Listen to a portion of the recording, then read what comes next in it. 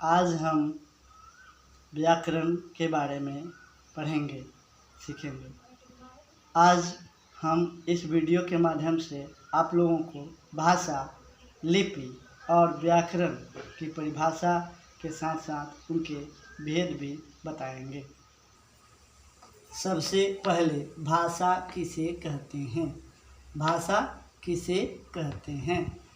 विचारों या भावों के आदान प्रदान के माध्यम को भाषा कहते हैं।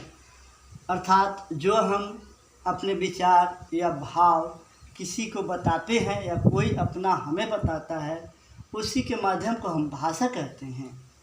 भाषा कितने प्रकार के होते हैं? भाषा कितने प्रकार के होते हैं?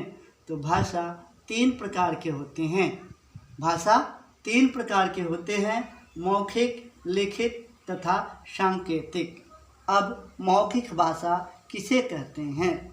मौखिक भाषा हम अपने विचारों या भावों को बोलकर व्यक्त करते हैं, वह मौखिक भाषा है। मौखिक भाषा क्या है कि जब हम अपने विचार या भाव को बोलकर व्यक्त करते हैं, वह मौखिक भाषा है।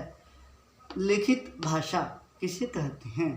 तो लिखित भाषा हम अपने विचारों या भावों को लिखकर व्यक्त करते हैं, वह लिखित भाषा है।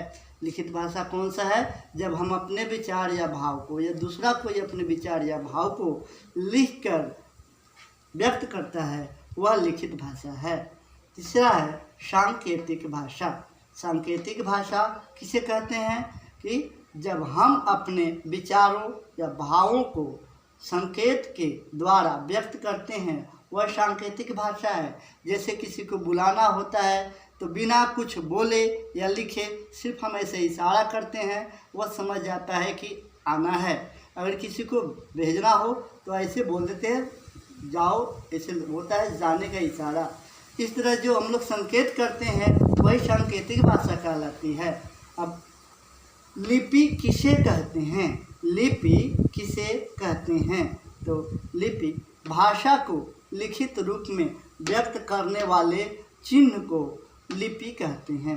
किसी भी भाषा को जब लिखित रूप देना होता है तो उसके कुछ चिन्ह होते हैं, उसी को हम लिपि कहते हैं। व्याकरण किसे कहते हैं? व्याकरण किसे कहते हैं? तो व्याकरण वह शास्त्र है जो हमें शुद्ध पढ़ना, लिखना तथा बोलना सिखाता है। व्याकरण किसे कहते हैं? तो व्याकरण वह शास्त्र है जो हमें शुद्ध पढ़ना, लिखना तथा बोलना सिखाता है। अब व्याकरण के कितने भेद होते हैं?